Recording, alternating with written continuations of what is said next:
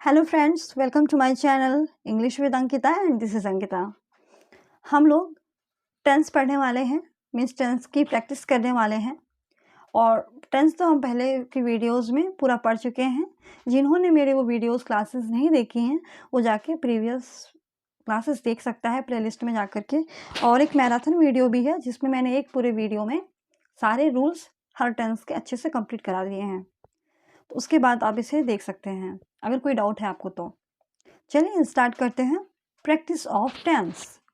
यहाँ पर मैंने क्वेश्चंस लिए हैं, फिल इन द ब्लैंक, जिनके 4 ऑप्शंस हैं, जिनमें से एक ऑप्शन आपको टिक करना है कि कौन सही है, कौन सुटेबल है, कौन सा इस ब्लैंक के अंदर फिट बैठता है अकॉर्डिंग टू टेंस।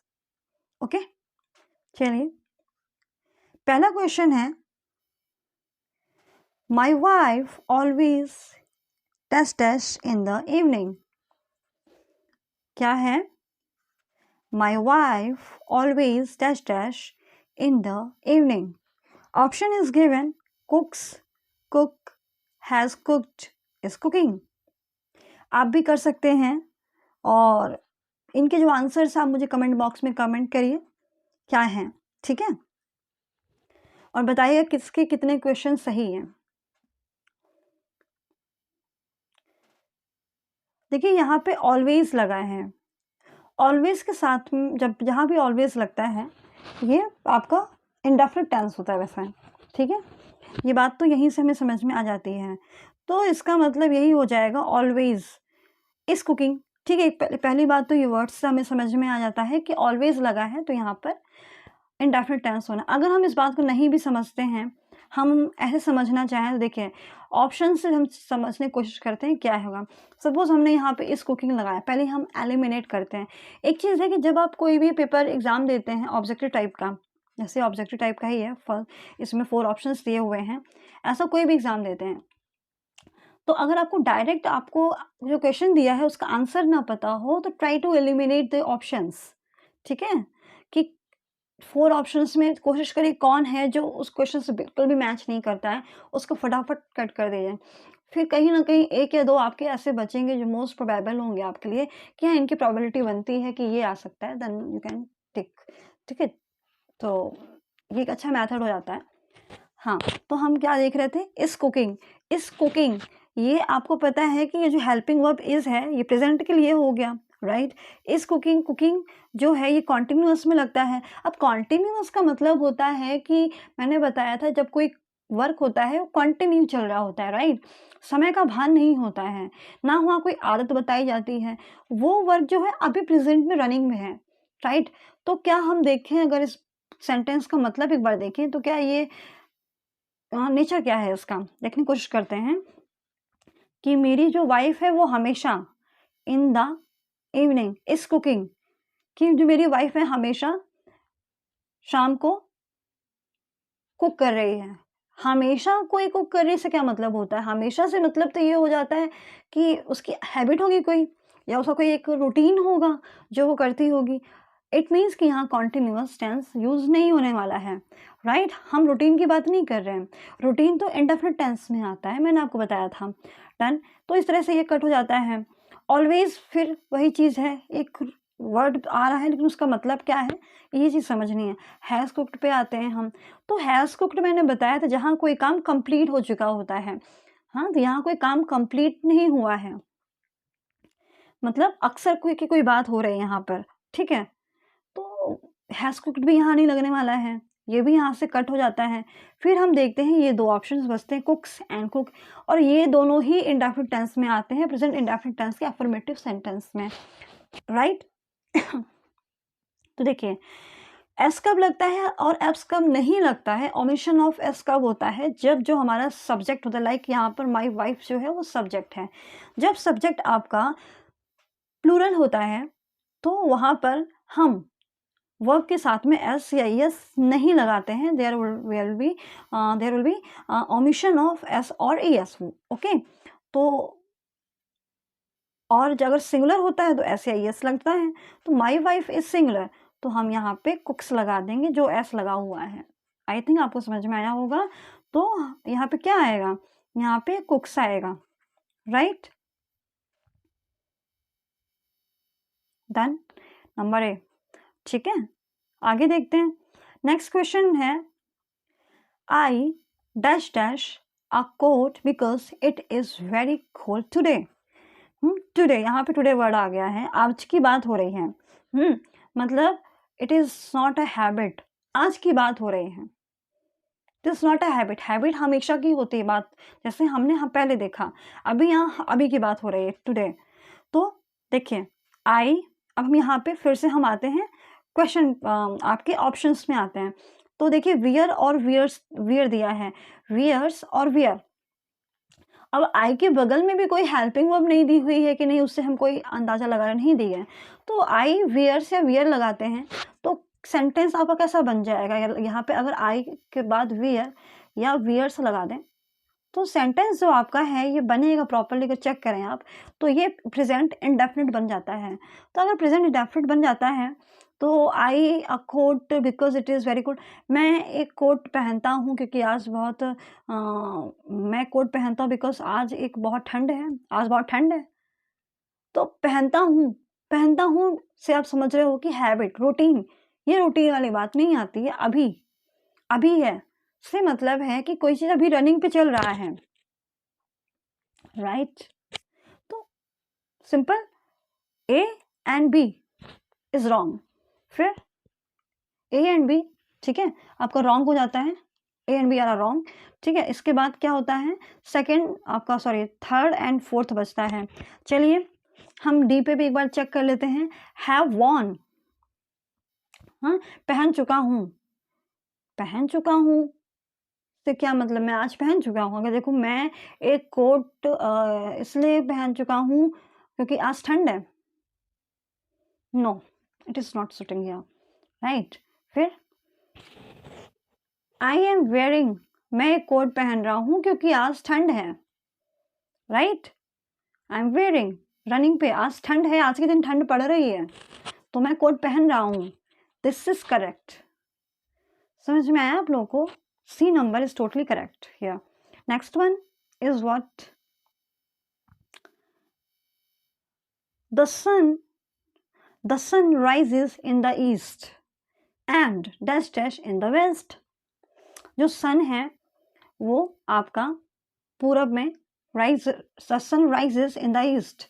तो राइजेस से हम इसको इंग्लिश में ही समझने की कोशिश करते हैं ताकि हेल्पिंग वर्ब और ये सब प्रॉपर माई माइंड पे रहे। ठीक है, the sun rises in the east, जो सन राइज करता है ईस्ट से करता है, राइजेस लगा है। मैंने आपको ईएस पहली बार कई बार बताया पिछले के सेंटेंसेस में कि ईएस या एस लगता है, it means present indefinite tense, right. And in the west, तो यहाँ पे एंड लग गया है, राइट। तो अब जो सेकंड यहाँ पे ब्लैंक में आने वाला है वो भी आपका इंडेफिनिट में ही होना चाहिए क्योंकि यहाँ पे कंजंक्शन यूज हुआ है, ना कि कोई कंडीशन लगी है। Are you getting my point. यहाँ पे एंड कंडीशन लगा हुआ कि वो और ये, ठीक है। तो क्या होगा, the sun rises in the east and sets in the west. Sets means अस्त होना, वेस्ट में अस्त हो जाता है। ऐसा तो नहीं करेंगे द सन राइजेस उगता है ईस्ट में और इस सेटिंग और उसमें वेस्ट में सेटिंग, मतलब क्या कहते हैं, अभी अस्त हो रहा है आपका, कोई वो तो ये नहीं करे अभी ये काम हो रहा है। उसने नहीं कहा कि नहीं जो सिचुएशन है मैं अभी उस सन को देख रहा हूँ, वो that is setting right now, ऐसा कुछ नहीं है। उसने एक चीज़ बताई है कि ऐसी हैबिट होती है, मतलब ऐसा नेचर है सन का कि सन पूर्व में उगता है, पश्चिम में अस्त होता है, तो ये चीज़ है। तो यहाँ पर सेट नहीं आएगा, क्यों, क्योंकि ये सन के बारे में बात आ रही है। अब एंड लग गया तो सब्जेक्ट एक ही है यहाँ पर सन, उसके हिसाब से राइजेस लगा है और यहाँ के लिए भी सब्जेक्ट आपका सन ही है सेकंड ब्लैंक के लिए। तो यहाँ पर इसके अकॉर्डिंग आपका सेट्स यहाँ पर भी लगेगा। तो इस तरह से यहाँ पे हमारा ये ब्लैंक फिल होता है, इसमें आएगा आपका राइट क्वेश्चन कौन सा, राइट वर्ड कौन सा हो जाएगा आपका, बी, सेट्स। ठीक है, सेटिंग भी नहीं आएगा और सेट भी नहीं आएगा बिकॉज यहाँ पे सेट आ ही नहीं सकता क्योंकि हमारा सब्जेक्ट है वो सिंगुलर है। Okay, next one is what, look there he does dash often, sorry, he does dash off after the thief. वे लोग थीफ चोर के पीछे हैं. अब क्या कर रहे हैं देखते हैं. रनिंग, भाग रहे हैं, रनिंग, रन, व्हाटएवर, कौन सा काम कर रहे हैं, दौड़ने काम कर रहे हैं उसके पीछे. देखो वहां पर मतलब लुक देयर मीन्स आप किसी को इंडिकेट कर रहे हो कि वो काम अभी हो रहा है. That means the situation is on running. और जहां पर रनिंग होता है वहां पर हम कॉन्टिन्यूअस का यूज करते हैं. Are you getting? ओके, तो कॉन्टिन्यूअस की कौन सी यहाँ पर भैया वो है हेल्पिंग वर्ब. कौन सा ऑप्शन यहाँ पे चल रहा है? Running, running, running, running, running. Running दो जगह है, इज रनिंग और रनिंग है. तो look there, he after the thief, he running कि इज रनिंग आएगा? बताइएगा कमेंट करके मुझे, रनिंग आएगा या इज रनिंग आएगा? ही के पहले प्रेजेंट कॉन्टिन्यूअस टेंस में, ही के बाद में, सॉरी सब्जेक्ट के बाद में, और वर्ब के पहले क्या हेल्पिंग वर्ब लगती है या नहीं लगती है? लगती है ना. तो ही इज रनिंग आएगा यहाँ पे. Done. He is running after the thief. ठीक है, ये हो गया. नेक्स्ट वन हम देखते हैं. Nisha is, 1 minute, Nisha dash dash in the class 10th. ठीक है, Nisha dash dash in the class 10th. तो निशा क्या कर, अभी इन्होंने ऐसा नहीं कहा जैसे अभी से पहले सेंटेंस में था लुक देयर, इंडिकेट किया इस बात को, देखो वहां पर the work is running right now. But अभी क्या बताया है, निशा इन द क्लास 10th, और स्टडी से रिलेटेड है, पढ़ती हैं, पढ़ रही हैं, पढ़ चुकी है, वट एवर इज. देखते हैं सेंटेंस हम आते हैं इसमें ऑप्शन में. Study, is studying, studies, right. तो इज स्टडिंग देखते हैं कि निशा 10th क्लास में पढ़ रही है. पढ़ रही से मतलब तो ये हुआ ना कि कोई क्लास में उसमें बैठी वो पढ़ रही है, अभी वो पढ़ रही है. अभी पहले पढ़ती है या नहीं पढ़ती ये हमें नहीं पता है, अभी वो उस क्लास में बैठ के पढ़ रही है, ऐसा कुछ सोच सकते हैं. क्लास 10th में ऐसा तो नहीं होता है ना. खैर अब आगे देखिए. स्टडिंग, तो खैर स्टडिंग का कोई मतलब नहीं बनता है क्योंकि इसके पहले तो हेल्पिंग वर्ब लगेगी, तो ये तो वैसे ही रॉन्ग हो जाता है हमारा ग्रामर रूल के अकॉर्डिंग. ठीक है, और फिर हम देखते हैं स्टडी है एंड स्टडीज है, तो ये इंडेफिनिट टेंस बनता है यहाँ पे कि अब निशा है, निशा के अकॉर्डिंग तो भैया ये स्टडी हमारा रॉन्ग हो जाता है, बिकॉज अगर आएगा तो स्टडीज आएगा. ठीक है, क्यों? क्योंकि Nisha is singular, she is not plural, तो हम स्टडीज भी नहीं ले सकते. That is wrong. मतलब बचे क्या हमारे पास, ये स्टडी रॉन्ग हो गया हमारा और स्टडिंग रॉन्ग हो गया अकॉर्डिंग टू ग्रामर. अब बचा है स्टडिंग एंड स्टडीज, तो वो पढ़ रही है, ये आपका प्रेजेंट सिचुएशन हुआ. और पढ़ती है, पूरे 1 साल वो हाई स्कूल में पढ़ती है, मतलब पढ़ेगी, पढ़ रही है ना पूरा, ऐसा तो नहीं एक ही दिन पढ़ेगी. अभी की क्षणिक सिचुएशन है उसमें पढ़ रही है. इट मीन्स कि आपका स्टडीज सही हुआ यहाँ पे. Studies is right answer. Got it. Next, iron ball dash dash on the water. कोई लोहे की बॉल है, आयरन बॉल है, वो dash dash on the water, water की सरफेस पे. फ्लोट मीन्स तैरना, नहीं तैरती है, सिंपल सी बात है, नहीं तैरेगी, आयरन बॉल है. ठीक है, तो इसमें देखते हैं क्या आता है.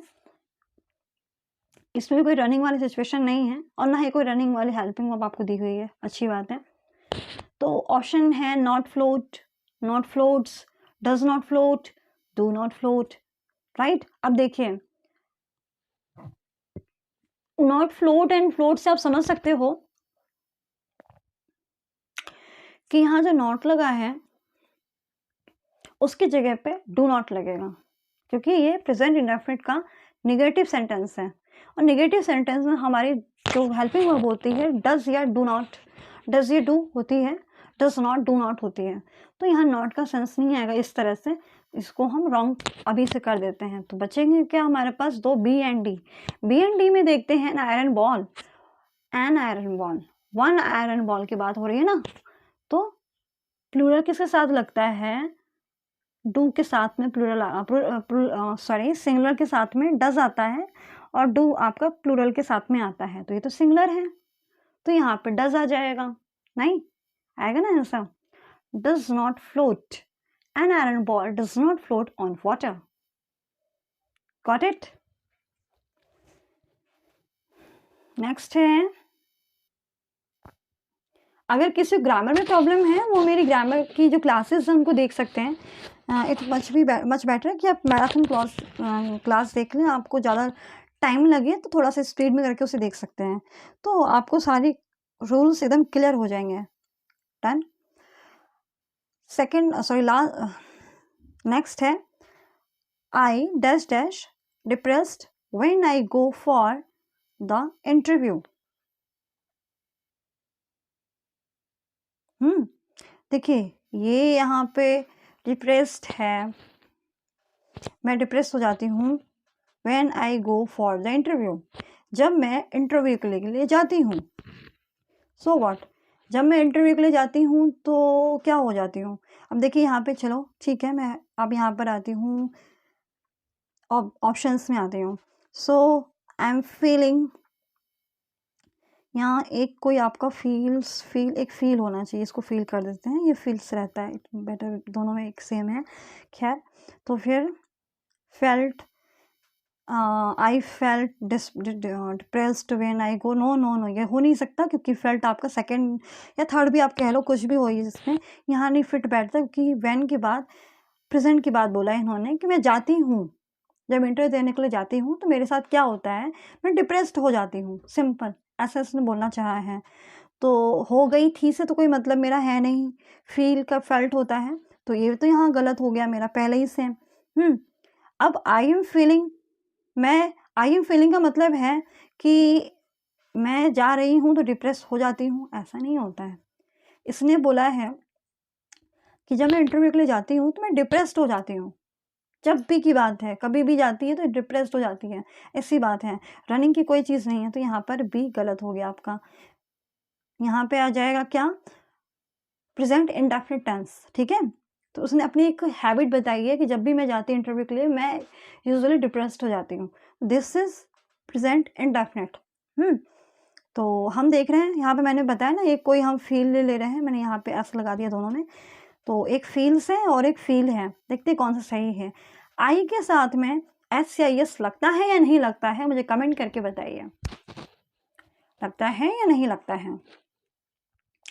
आई के साथ में नहीं लगता है, ठीक है, और मतलब ऐसे यस आई के साथ में जब हम लगाते हैं कोई भी वर्ब तो उसमें मेन वर्ब में ऐसे यस नहीं लगता है, तो क्या सही हो जाता है, फील सारा गलत हो गया। देन तो आ जाएगा I feel depressed when I go for the interview. Then next one हम देखते हैं, 8th नंबर है, are you dash dash an exercise present tense now, on present tense now, वही मैंने सोचा कुछ गायब है। Are you dash dash an exercise on present tense now, तो अभी की बात कर रहे हैं ना, just right now, today, now, तो मैंने बताया इसके लिए तो डज, डू, डिड, ये सब क्या है, ये आपके इंडेफिनिट टेंस, ये नहीं लगेंगे ना। अभी की बात हो रही करंट की, तो यहाँ पे डूइंग आएगा, बिकॉज रनिंग की बात हो रही है। तो are you doing an exercise on the present tense now, क्या आप अभी प्रेजेंट टेंस पे कोई एक्सरसाइज कर रहे हो, ये बात बोली है, तो आपका आंसर हो जाता है डूइंग। डन। फिर देखते हैं नेक्स्ट क्या है,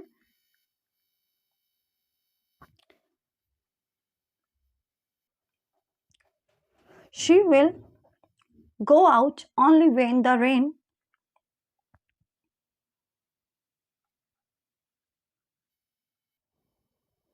उसने बोला कि शी विल गो आउट, वो बाहर जाएगी, कब जाएगी, जब वो बाहर तभी जाएगी जब जो बारिश है स्टॉप दी है, रुक जाएगी। हिंदी में तो आप ऐसे बोलोगे ना कि जब बारिश रुक जाएगी तभी जाएगी, तो ये आपका जो टेंस हो गया, यहाँ पर आपका प्रेजेंट इंडेफिनिट टेंस का यूज होगा, ठीक है। अगर आपका फ्यूचर यहाँ पर यूज़ होता है, एक सेंट आपका फ्यूचर होता है, तो जो काम पहले हो चुका होता है, ठीक है। तो यहाँ पर आपका ये stops present indefinite tense will के साथ में हम यूज़ करते हैं कंडीशन वाले सेंटेंस में, ठीक है। ये बात याद रखिएगा। She will go out only when the rain stops. वो बाहर तभी जाएगी जब जो क्या कहते हैं, बारिश है बंद हो जाएगी। आप ऐसे भी समझ सकते हैं इज स्टॉपिंग, जब रेन बंद हो जा रही है तो वो जाएगी नहीं। स्टॉप या स्टॉप्स में क्या आएगा, स्टॉप्स आएगा, बारिश सब्जेक्ट है, उसके साथ में एस लगेगा तो स्टॉप्स आ जाएगा, स्टॉप तो आएगा नहीं वैसे भी। और विल गो, विल से आपको पता चल रहा है कि जो टेंस है आपका वो प्रेजेंट में है। कई तरह से आप सेंटेंस को समझ सकते हैं, प्रेजेंट में है, सॉरी प्रेजेंट कह रही हूँ, फ्यूचर में है, एंड स्टॉप लगाया आपका। थर्ड फॉर्म या तो हो सकता है इधर पे तुम कह सकते हैं या सेकंड फॉर्म कह सकते हैं। तो सेकंड का तो मतलब नहीं बनता क्योंकि ये प्रेजेंट फ्यूचर बोल रहा है, सॉरी बार बार मैं प्रेजेंट बोल रही हूँ, ये फ्यूचर बोल रहा है विल। और अगर स्टॉप्ड आप हैड का ही बोलो कि हैड के आगे का थर्ड फॉर्म है, तो हैड कहाँ है यहाँ पे, इसके पहले हैड होना चाहिए, तो वो भी नहीं है, गिवन है मेरा, तो क्या होगा, स्टॉप्स होगा, ठीक है। आपका आंसर हो जाता है ए स्टॉप्स। विल के साथ में हम इंडेफिनिट का यूज करते हैं जब कोई काम पहले हो जाता है तब। वहां पर आगे हम बात करते हैं, the wind dash dash very speedly tonight.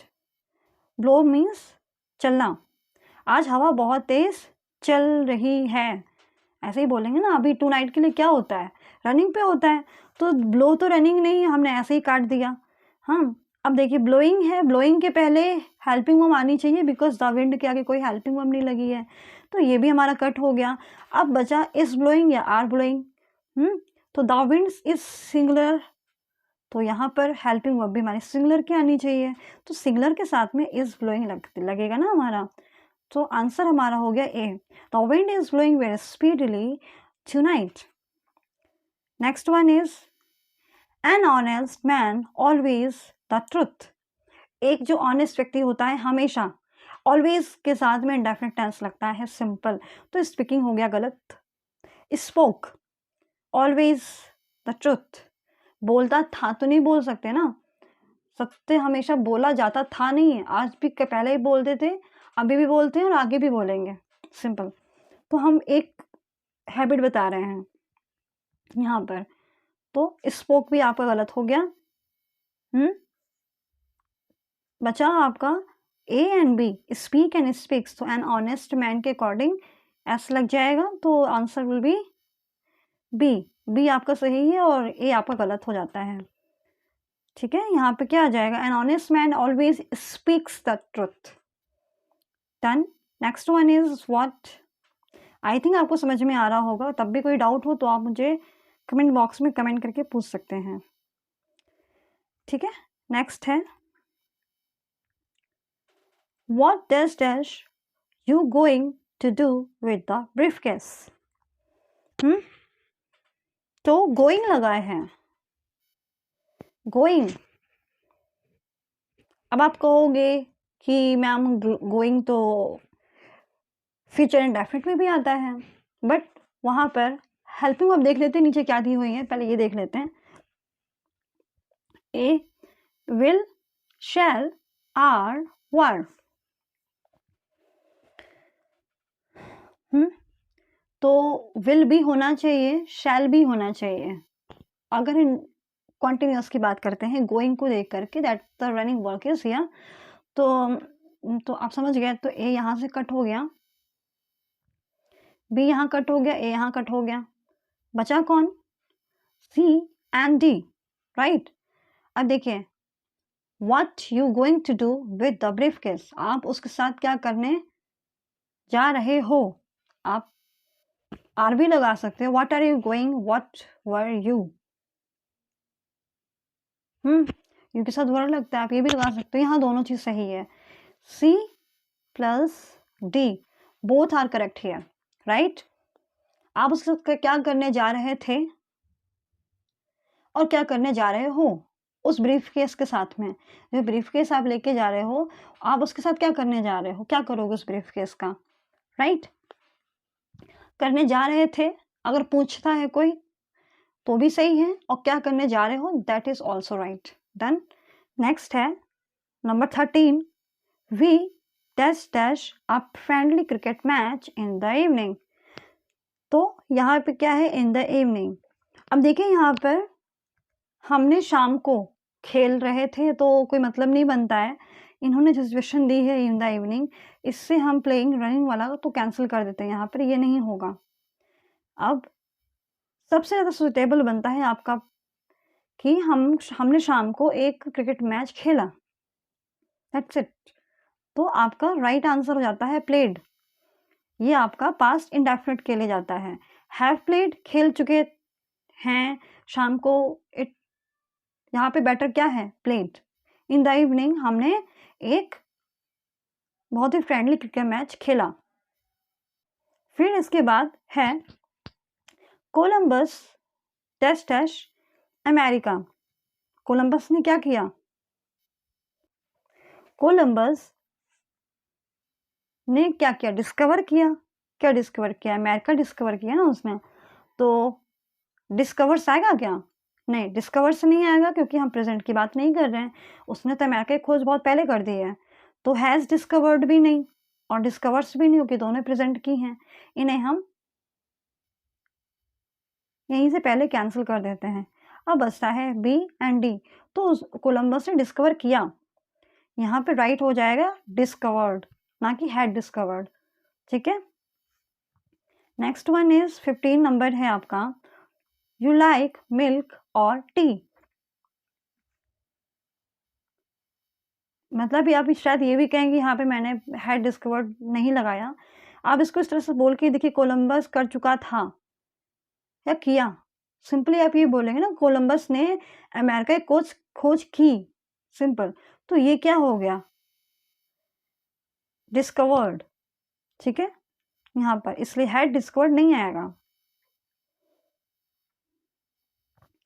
Next है 15 number, dash dash you like milk or T. इसमें दो चीज़ों के बीच में हमसे क्या चीज़ सही आपको लगती है, अच्छी लगती है, उसमें कंपैरिजन किया गया है, किस चीज़ को प्रेफर करते हो, इस पूछा है। तो यहाँ पर क्या लगेगा, आर यू लाइकिंग तो है नहीं, आर के साथ में लाइकिंग लगता है तो आर लगेगा नहीं, हैव लगेगा नहीं क्योंकि लाइक्ड नहीं है कि आपने पसंद किया है, वॉट एवर टाइप्स, ऐसा भी नहीं है। तो यहाँ पर ए भी कैंसिल हो जाता है और बी भी कैंसिल हो जाता है, बचता है सी एंड डी। तो डू यू है ना, यू के साथ में डू लगता है तो डी यहाँ पे लग जाएगा राइट में, और सी होगा कैंसिल बिकॉज यू के साथ डज नहीं लगता है, right. The answer is do you like milk or tea, do you like milk or tea. फिर next one is she dash dash a better job next month. क्या होगा, next month क्या होगा, आने वाले मंथ के लिए कोई बात बोली गई है, मतलब भविष्यवाणी टाइप की कुछ की गई होगी ना। आने वाले टाइम पे हम क्या करते हैं, जो चीज़ हमने देखी ही नहीं है उसके लिए एकदम से तो श्योर होकर कुछ नहीं कह सकते हैं ना। तो फिर she got a better, next month के लिए है गॉट, बिल्कुल नहीं, गॉट डाल देंगे तो मीन्स पास्ट इंडेफिनिट चला जाएगा, तो this will be wrong. Next month में गेट भी नहीं लगेगा यहाँ पे। हैव गॉट, मिल चुकी नेक्स्ट मंथ, नहीं, ये भी गलत है। विल गेट, मिलेगी, विल गेट, हाँ उसे एक बेटर जॉब मिल जाएगी, ये सही है, will get, done. A number आपका करेक्ट है। नेक्स्ट वन इज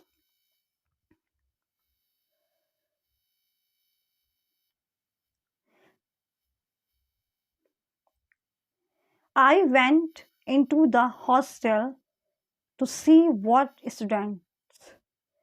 मैं went से पता चलता है पास्ट इंडेफिनिट है, मैं हॉस्टल गया, टू सी से देखने के लिए, मैं हॉस्टल के देखने के लिए, व्हाट स्टूडेंट्स, जो स्टूडेंट्स हैं वो, तो कोई सिचुएशन प्रेजेंट की बोल रहे हैं ना, मैं भी गया देखने के लिए कि स्टूडेंट्स व्हाट स्टूडेंट्स, डिड नहीं लगेगा, प्रेजेंट सिचुएशन उसी वक्त उसने देखा कि वो स्टूडेंट्स क्या कर रहे हैं, नहीं, तो डिड नहीं लगेगा यहाँ पे। और चूंकि वेंट प्रेजेंट तो है नहीं, तो आर वाली सिचुएशन भी गलत है, यहाँ पे ए भी नहीं लगेगा, तो हमारा ए भी गलत एंड बी भी गलत। अब बात करते हैं, डूइंग दिया है, ठीक है, रनिंग सिचुएशन है, लेकिन उसके साथ में हेल्पिंग वर्ब नहीं है। What students, helping verb doing के पहले नहीं लगी है, ना यहाँ ब्लैंक में आगे लगी है स्टूडेंट्स के आगे, तो फिर बचता क्या है, वर डूइंग। मैं ये देखने गया हॉस्टल कि स्टूडेंट्स क्या कर रहे थे, right. Next one is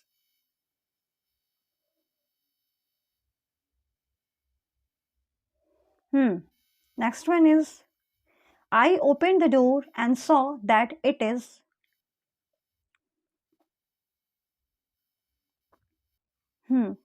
it is नहीं है, मैंने इस धोखे से बोल दिया by mistake. I opened the door and saw that it dash dash it rained. मैंने दरवाजा खोला, डोर ओपन किया और देखा कि कोई चीज़ आप देख रहे हो तो रनिंग पे देख रहे हो ना, कुछ हो रहा है वहाँ पे, क्या नहीं हो रहा है, क्या हुआ देखते हैं।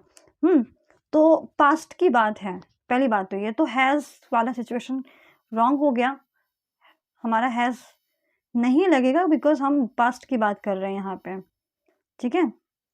तो I open the door and saw that it, current situation के लिए रेंट नहीं आएगा बिकॉज ये प्रेजेंट इंडेफिनिट बन जाएगा, ये भी गलत हो जाता है। इस हिसाब से हमारा A and B is both wrong, both are wrong. And फिर उसके बाद was raining and were raining, तो इट वॉज रेनिंग, इट के साथ में क्या लगेगा, वॉज या वर, वॉज लगेगा ना, तो वॉज रेनिंग आ जाएगा इधर पे। देन नेक्स्ट वन इज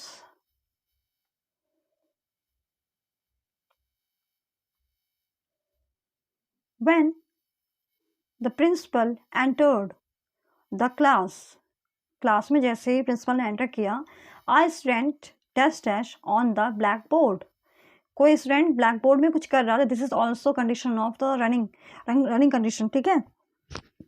तो रनिंग के लिए आप क्या करेंगे, रोट नहीं आएगा, रोट राइट्स तो भैया प्रेजेंट है, नहीं आएगा बिकॉज पास्ट की बात चल रही है, और इज राइटिंग भी नहीं आएगा, प्रेजेंट की बात है ना, इसमें प्रेजेंट की हेल्पिंग वर्ब दी है, लेकिन सेंटेंस हमारा पास्ट का है, तो ए भी ए चूंकि डेफिनेट बात है, और बी सी एंड डी इसलिए गलत क्योंकि ये हेल्पिंग वर्ब्स जो हमारी हैं ये प्रेजेंट की हैं, तो बचा B, was writing, student was writing on the black board, वो लिख रहा था, तो ये प्रेजेंट सिचुएशन के अकॉर्डिंग द फिट बैठता है। When the principal entered the class, a student was writing on the blackboard, right?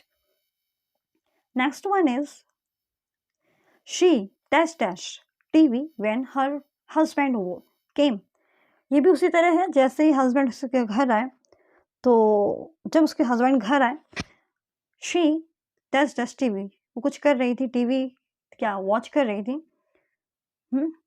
she watch, केम से पता चल गया ये भी पास्ट का है, सो वॉच आएगा नहीं, इस वॉचिंग आएगा नहीं, बचा बी एंड डी, रनिंग पे काम चल रहा है इसलिए वॉज वॉचिंग, ठीक है, वॉच यहाँ पे होगा नहीं, तो शी वॉज वॉचिंग, ये आपका राइट हो जाता है। नेक्स्ट वन देखते हैं,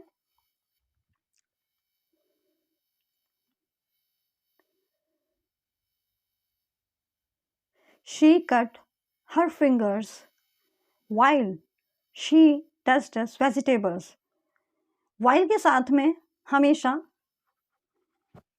करंट सिचुएशन होती है, while जिस टाइम पे, उस दौरान ना, while मीन्स दौरान के टाइम, उस दौरान, दौरान का मतलब वो काम उस वक्त हो रहा था, कोई काम उस दौरान क्या हुआ उसने बताया, तो वो वेजिटेबल कट कर रही थी, उसी दौरान उसका हाथ फिंगर्स कट हो गई, ऐसा उसने बताया, तो फिंगर्स कट हो गई मतलब ING लगने वाला है। देखते ही हम बात को समझ गए, तो हमने क्या कर दिया, कट को कैंसिल कर दिया, हेड कट भी कैंसिल हो गया। अब cutting she dash dash vegetable, यहाँ पे हेल्पिंग वर्ब नहीं लगी है शी के आगे, और कटिंग के पहले भी नहीं लगी है, तो कटिंग भी कट हो गया मेरा, वॉज कटिंग, बस यही बचा। तो राइट आंसर हमारा हो गया was cutting B is correct. She cut her fingers well she was cutting vegetables. Right. Next one. We hope that पापा टेस्ट सून. हम आशा करते हैं कि पापा जल्दी ही देखते हैं क्या होगा. आशा करते हैं मीन्स कि कोई काम हम आशा कब करेंगे. मैं आशा करता हूँ कि मेरा ये काम बन जाएगा. मैं आशा करता हूँ कि आई होप दैट, मतलब कोई चीज़ कंप्लीट हो जाएगी. तो हम कोई भविष्य के लिए एक देख रहे हैं ना कि प्रेजेंट की बात है और ना ही हमारे पास्ट की बात है जो हो चुकी है. तो ऐसी देखते हैं हेल्पिंग वर्ब ऐसी कौन सी है. तो कम, आई होप पापा कम. नो, कम तो आपका प्रेजेंट में लग गया, ये नहीं होगा. इस भी आपका प्रेजेंट में लग गया, ये भी नहीं होने वाला है. अब बचा विल कम एंड विल केम. तो विल के साथ में हेल्प जो मेन वर्ब होती है फर्स्ट फॉर्म की होती है और केम आपका सेकंड फॉर्म है. तो डी तो रॉन्ग हो गया. बचा क्या? Will come. तो आपका बी नंबर जो है that will be correct. I hope that पापा विल कम. ठीक है, पापा आएंगे ऐसा मैं आशा करता हूँ. फिर next one is what. Neelam is learning how. Neelam सीख रही है हाउ कि कैसे. टू टाइपिंग, टाइप करने के लिए टाइप कैसे करें ये सीख रही है. Typing to type. तो टू टाइपिंग नहीं होगा, गलत है. टाइपिंग कैसे करना है ये सीख रही है. टाइपिंग सीख रही है.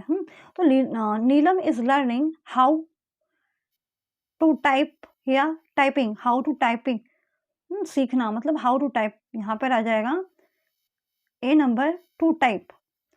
नीलम is learning how to type. Then type कैसे करना है ये नीलम सीख रही है.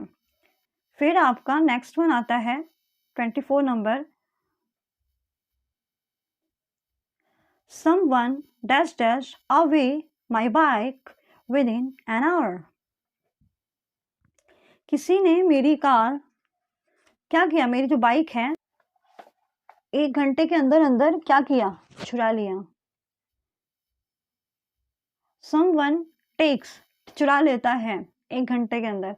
ऐसा थोड़ी ना बोलेंगे. टेक्स तो हेल्पिंग वर्ब हमारी इंडेफिनिट की होती है. हाँ, तो कोई आदत थोड़ी ना किसी चोर की कि नहीं कोई एक वो चुराता ही रहता है. कभी चुरा ली किसी ने तो टेक्स तो लगेगा नहीं. फिर टुक, चुरा लिया था. 1 घंटे के अंदर किसी ने मेरे पास टुक चुरा लिया था. पास्ट की भी नहीं है. किसी ने 1 घंटे के अंदर मेरी बाइक चुरा ली. हैड टेकन, चुरा लिया था. Has taken. तो 1 घंटे के अंदर किसी ने मेरी बाइक चुरा ली. यहाँ पर आपका आएगा हैज टेकन. ठीक है. फिर he dash suffering from fever since the last week. मैंने बताया था आपको जब आईएनजी लगता है तो कॉन्टिन्यूअस हो जाता है और सिंस के बाद में कोई टाइम पीरियड शो होता है तो वो परफेक्ट कॉन्टिन्यूअस होता है. क्या होता है? Perfect continuous. तो फिर क्या होगा? He test suffering from fever since last week. He, तो उसमें हेल्पिंग वर्ब आपकी क्या लगती है? प्रेजेंट परफेक्ट कॉन्टिन्यूअस में has been, have been, had been. तो सिंपल हम उसको देखते हैं यहाँ पे कि उसको जो बुखार है वो सिंस लास्ट वीक से चल रहा है उसको. ठीक है. उसकी ड्यूरेशन एक दी है लास्ट वीक से. ठीक है. तो सिंपल सी बात आईएनजी भी लगा है. ये हमारा कॉन्टिन्यूअस टेंस है, परफेक्ट कॉन्टिन्यूअस टेंस. तो यहाँ पे जो हेल्पिंग वर्ब है केवल हैज बीन ही हम यहाँ पे देख रहे हैं कि वो लास्ट वीक से बीमार चल रहा है. तो हमारा आंसर हो जाता है number C. He has been suffering from fever since the last week. Okay. तो 25 नंबर क्वेश्चन ये लास्ट था हमारा. ये कुछ क्वेश्चंस थे टेंस के. आई थिंक आपको थोड़ा बहुत समझ में आया होगा.